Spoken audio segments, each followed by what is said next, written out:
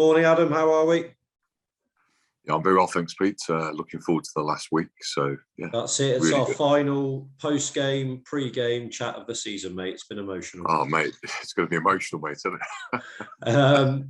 Fantastic game on Saturday. I think it's certainly everyone at the club felt it was one we could have won and put out of sight, but a really good performance, I thought, against one of the top teams and a good game of rugby. Absolutely. It was a lovely day. Sun was out, packed Bilsey Common, lots going on upstairs. And, we spoke about during the week in terms of how we wanted to present ourselves within the game itself. And I thought the boys accredited themselves really, really well to create the chances that we did, especially in the first half. We probably should have gone in at least 3 scores up, and I think Cinderford must have felt that they were fortunate not to be further behind, and on any other day would have converted those scores. But on the whole, I thought the boys played really well.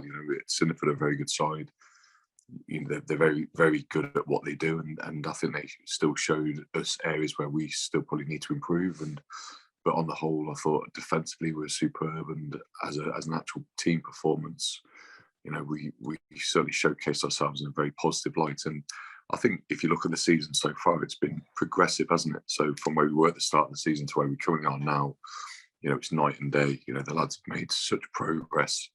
And I think, the fact that we're going to be able to keep this squad virtually together and add a few players where needed, I think that will certainly bode well for next season. Definitely. DMP away, nice long trip up there. We want to finish the season on a high. It's very tight in around that middle area where we are. So a win, we could see us jump a couple of places, no problems. Do you think the table's a fair reflection of our season where we're sat?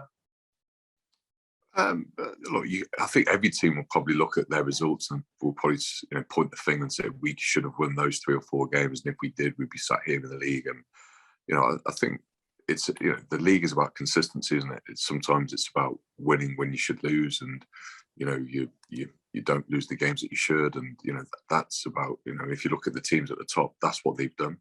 They've managed to churn out victories where they probably didn't deserve to win, and and that's what winning does. It breeds winning, losing breeds losing. In terms of where we're currently sat, I'd probably say it is a fair reflection. I think the top 6 have quite rightly create their own mini league between themselves. And I've discussed the reasons behind that around continuity of squad, being the same team for the last 4 or 5 years. We understand fully where we're at. We're a brand new side, and I think we've presented ourselves really well in this second half of the season, and we're certainly looking forward to next season. So we've progressed from where we previously were in recent years. We're going to finish higher than we have done for a few years, which is great. That shows progression. But next year we need to be finishing a lot higher. Yeah, 100%. As you mentioned, going into the summer, a lot of it's about continuity, and we're hoping to retain, as you said, the majority of the squad, and then look to strengthen, I guess, in certain areas where you deem necessary. Yeah, absolutely. I mean, I think all the lads, need to remember what they've worked through, and that's not just our lads. It's all players who've come back playing sport. COVID has certainly impacted development. It's certainly caused lads to have to build that tolerance level to being able to play week in and week out, which sounds easy, but it's not when you've got a full-time job.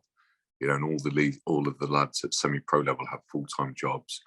We're asking them to be professional. We really squeeze them quite intently when they get to the club. So it's a massive acclimatization for them, and it's no coincidence now. Towards the end of the season, we're certainly finishing quite strong, and I think the lads are starting to get to grips with the demand of playing week in, week out, both emotionally and physically. And this season will certainly bode well for all of those players next year, especially as the fact it will give them that body hardening element, but it also give them a foundation then to move on from. And especially the forwards, you can't replicate what forwards do through running and through training. You can do it through playing, and that combative arena of like mauling and scrummaging and all that sort of stuff, and it takes its toll. So I think this year has been really crucial about laying that foundation through playing. Next year we should see the real value of that, and hopefully those players that we have will kick on, and we'll, like I said, we'll finish high with the table, which is what we want. Definitely plenty to take into next year. Adam, for the final time this season, good luck on Saturday, mate, and I'll catch up with you next week. Cheers, Pete. Take care, mate. Thanks, mate.